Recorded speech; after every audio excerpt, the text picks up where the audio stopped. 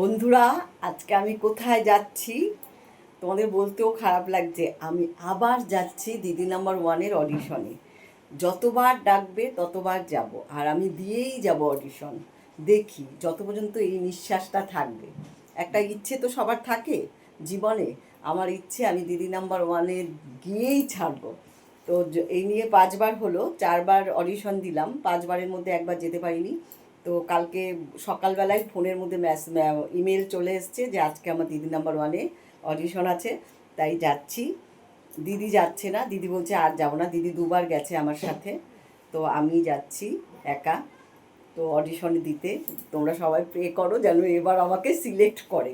এটাই শুধু মানে আমার একটা ইচ্ছা, যেন সিলেক্ট করে। নিরাশ হয়েই যাচ্ছি, সিলেক্ট হব না, তবুও যাব যতদিন মানে দেবো, আর অডিশনও দেবো।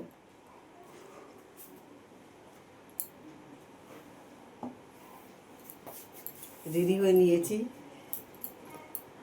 একটু নেল পালিশ পরে নিলাম। হাতগুলোর কি অবস্থা দেখো, নেল পালিশ পরি না।